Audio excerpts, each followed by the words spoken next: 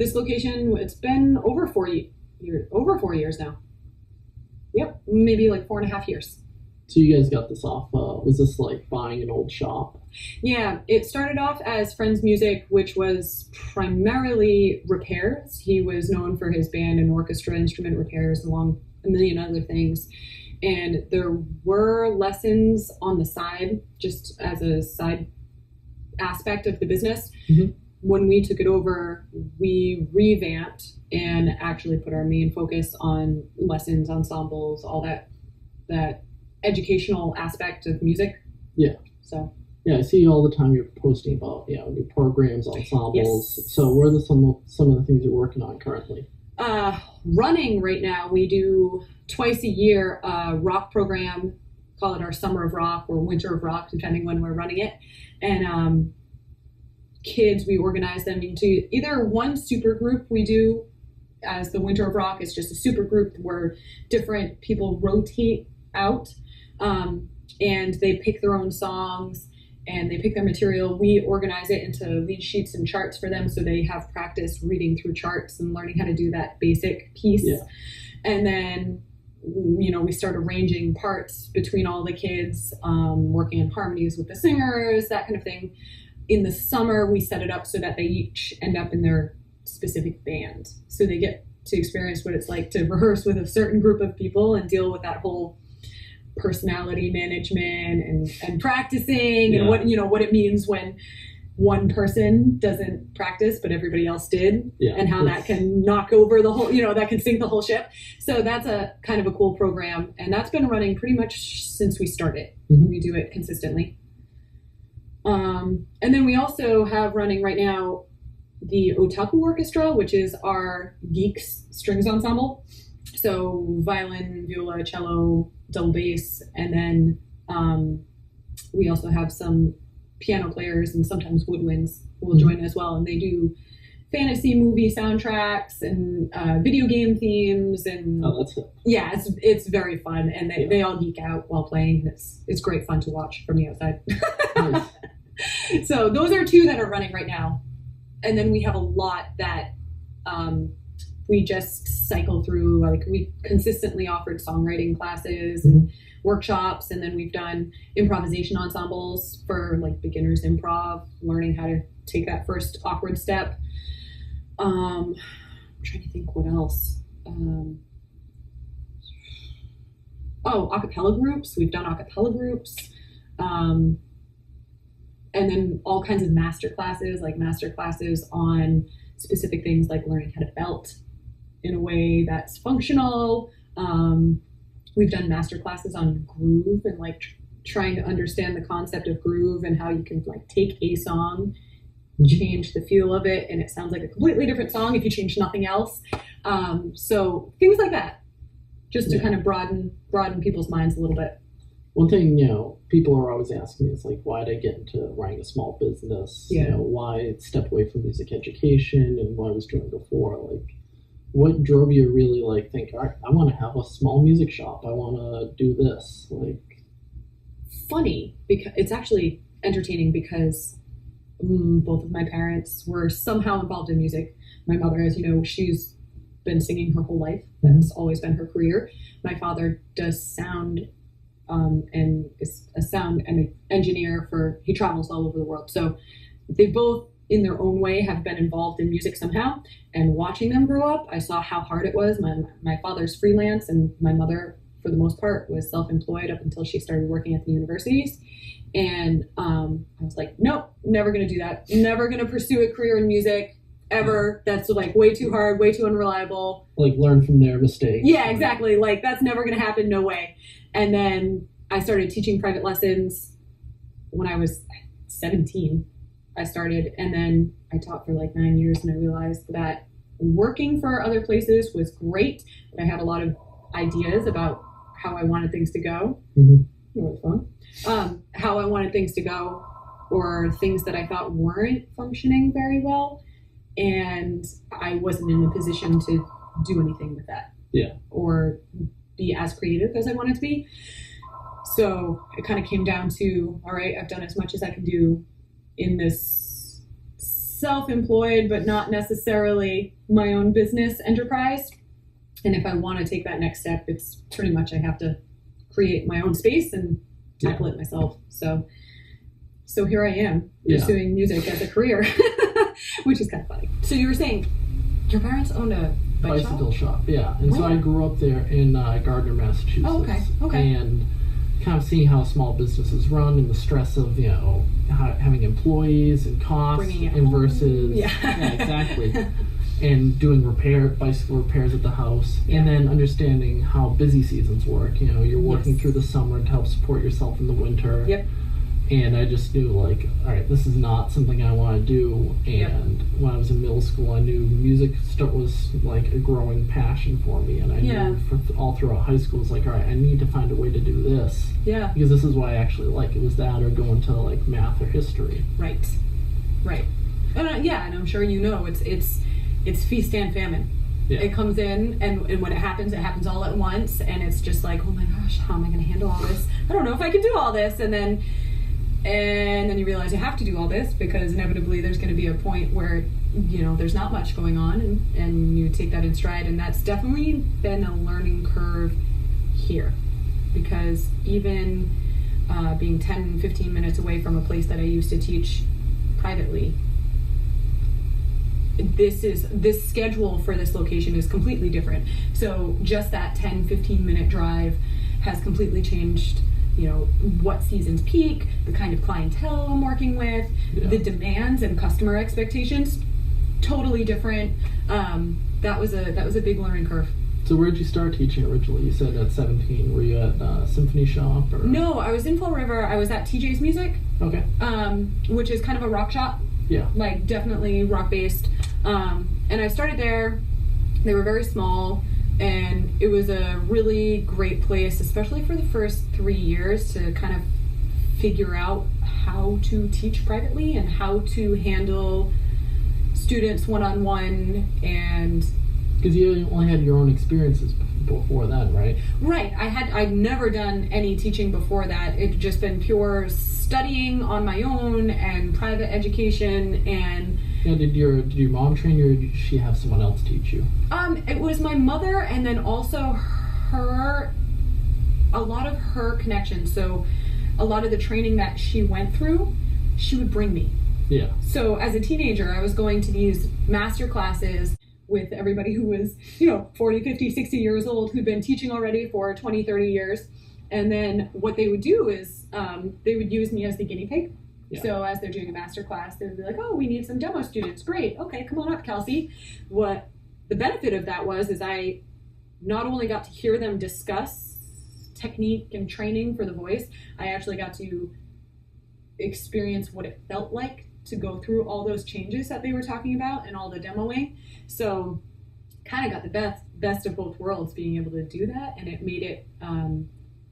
made me jumping into teaching much easier, because I already had a lot of the language and the expectation of seeing what it was like to be on the teaching side, on the student side, all of that. I got to see all of that. Yeah.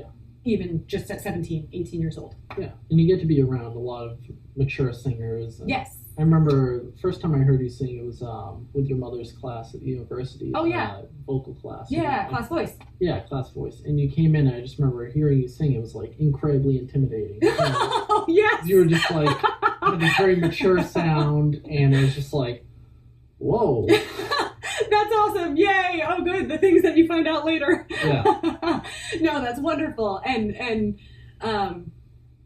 that's great to hear, because even one of the things that I struggled with is I've always had a very unique voice. And actually, Andy McQueen was one of the people who walked up to me, and he was like, when are you going to start singing original music? When are you going to start performing your original music? Because I always had such a pigeonholed kind of sound that it took a lot of work, and it took a lot of experimenting to figure out how to sing with a voice that has a definite fingerprint. Yeah. Not a voice that easily copycats other sounds. Yeah. So that was a journey that is still going. Well, that's an important thing to have. Like, I was auditioning at the cadets drum and bugle corps, and there was a guy subbing in one weekend, and he had done the show on Broadway Blast. He had played marimba on the tune Marimba Spiritual. Yeah. And he was working as a percussionist. He had subbed in The Lion King and Broadway stuff. Nice. And after the whole weekend, he was like, "So what do you want to know from a professional percussionist?" Yeah. And so we're like, "Well, like, what's it like out there? What do you do?" And he goes like, "Just stop, don't play all the same marimba solos everyone else is doing. Do something different that no one else is doing. Take the chance." Exactly. And that was one of the big driving forces for me in wanting to do Capuchin percussion. It was like, all right, well, there's only so many people out there making marimbas, and I can't afford a marimba, so I'm going to make one. I'm going to make my own. Yeah. Yep. And it was the thing, you think of it, like, I came up with it at like 2:30 in the morning.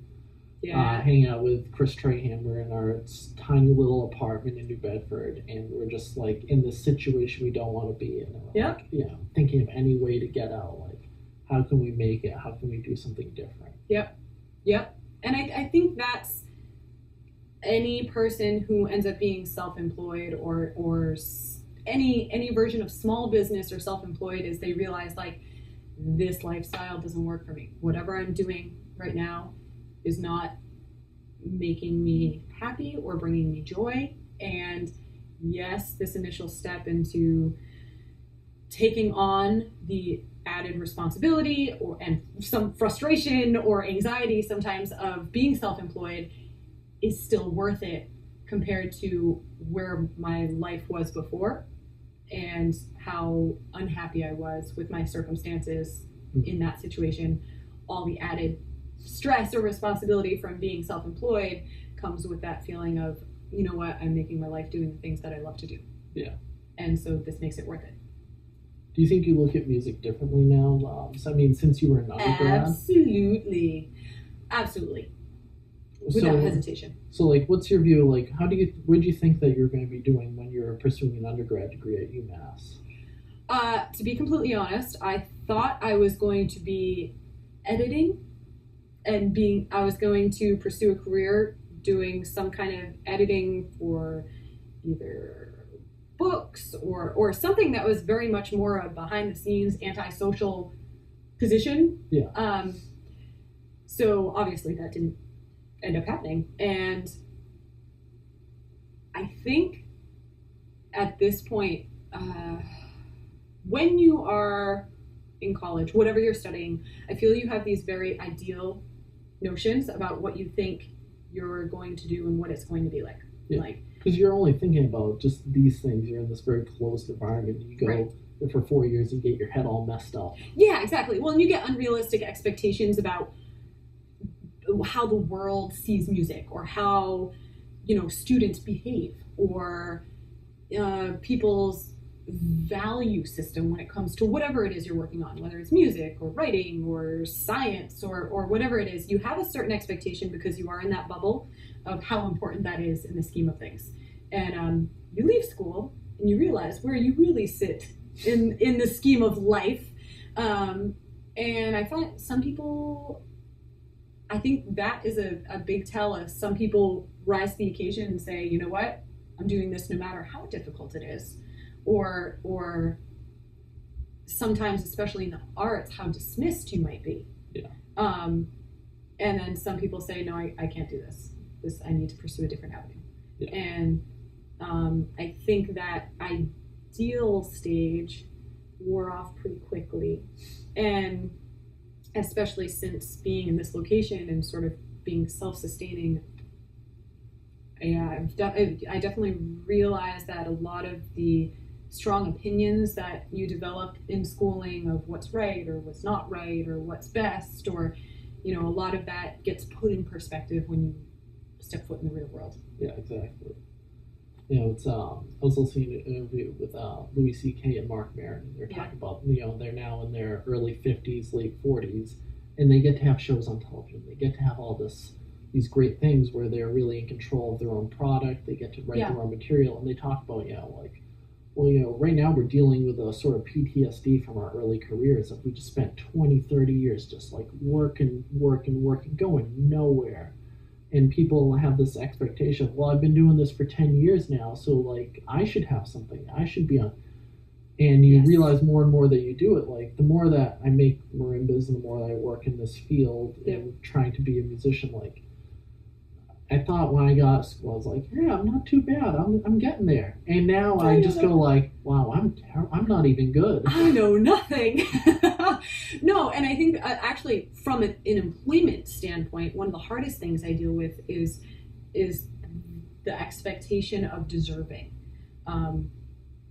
We have a lot of people that come through and feel that they deserve something. Yeah. Or they deserve a certain amount of something because they've gone to school for something, or they've done this tour, or they've done this, and we highly value, and our first priority is to take care of the people that work for us, because I find that here works better when everybody's happy. Yeah, if the people who work for you are happy, everybody's happy. But one of the biggest issues is hoping that people overcome this sense of expectation of I deserve this, when in reality you go out into the world and the world gives you not much of anything. You have to work for every ounce. Exactly. And that's made from a employer standpoint. Hiring, very interesting, because you needed the right balance of confidence, especially in teachers or someone who's going to be holding down and being the face of your business up front. You need someone who has the confidence of, yes, here I am, and yes, I'm happy to help you, and what can I do for you? But at the same time, doesn't take advantage through that feeling of deserving, so I don't have to put in my effort, or I don't have to put in this time or this energy to whatever it is I'm doing and working on. Certainly. You guys have a good team for that. I mean, it's also people you're very close with. Yes. No, we've been Matt very lucky. And Tom, and and getting to work with your family a little bit. Having people that you really trust and know is really important. We've been blessed, and even when we went through that transition of transitioning from Friends to Double Bar, we opened the doors to any of the people who were already teaching here and said, we are fully supportive. If you would like to stay on with us, we will not touch anything. Feel free to stay here. We want to make this comfortable for you, but don't feel like you have to. And we have Steve, Bree, Pat, Corey, John. Tom was actually working at Friends at the time. So we had 6 teachers that came over with us 4 years ago who are still here and very happy. And I'm glad I can say that, because sometimes, especially transitioning like that, any kind of transitioning business-wise, especially keeping your old customers, that new friends, and if that's they had built up a certain base, and you want to change things a little bit. You want it to become Double Bar, but you need to keep honor that. What's there. Yeah, absolutely. Yeah, that was definitely a big thing, and I'm happy to see that 4 years later, that goodwill is still there, and Certainly. that we love them because they're all very skilled teachers and they bring a lot here. So it's nice that they've kind of made themselves at home in this place. If we can make that happen, the better. Yeah. So what are you hoping that Double Bar can accomplish? Let's say in the next 10, 20 years. Do you want it to stay a small store, or are you looking to expand? They'll take over the world. No, I would like to, as a growing business, I would like to even out some of our peaks and valleys. For sure. We are currently actually taking over another space in this plaza. Another business left, and we are doing a trial to see, as a collaborative space, to open up a performance opportunity and a better venue for some of our group classes and ensemble programs, because one of the things we have been limited by is size. Certainly. For any group programs we have, our rock program, sometimes we have 20 plus kids all in here at the same time, and when you have a small space and then they have all their instruments, it's like, oh, it's a little cozy here. Yeah. But that space, we're doing a collaboration right now. My sister's opening a fitness studio that we're going to be sharing with her. Oh, nice. So she's going to be doing yoga and other, body health classes and workshops, and we're going to be using it for more open space. And I'm hoping that with that addition, we'll be able to increase our program offerings more and make that a more consistent thing. Yeah. I find the yoga thing to be incredibly helpful in performance, and I've been taking yoga classes for 6 months now. Yeah. And I went from just being like so stressed all the time to just being able to have that hour to yourself of working on different poses. Yeah. And then, obviously the best part is at the end, the relaxation, where you can just, center 5 minutes for yourself, where it's like the whole world can wait. Yep. I don't need to think about anything else. Yep. I can just relax and kind of be in reboot. the moment. Yeah. Exactly. And I think as a musician, I'm sure any musician, especially I feel for singers, because our instrument is our body at that point, but I feel for any musician, developing your body and keeping your body healthy is one of the best things that you can do to maintain your skill level. Certainly.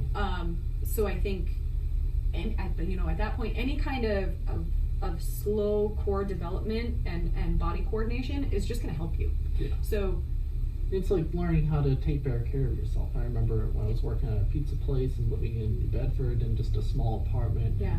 Just eating like boxed food and prepared like meals, and then when I worked in fine dining, I learned more about cooking. Now I can cook for myself and cook at a really high level to the point where it's it's nice to go out to eat, but like my fiance and I will only go out if we go to like a 5-star restaurant. Because if it's like 3 or 4 star, I've worked at that level, so I can do that at home now. Yeah. And now that I actually eat well and have good nutrition and take care of myself way better than I ever did in undergrad, you feel so good. Like sleep actually feels like it accomplished something. Yes. Well, yeah, and I feel that the more you take care of yourself, you feel it in your mental state, which makes you less stressed because you're not trying to trudge through a day while feeling horrible, and therefore it's making you feel downtrodden or depressed, and then that just makes the day seem even worse. So I think health maintenance and body maintenance and being in touch with yourself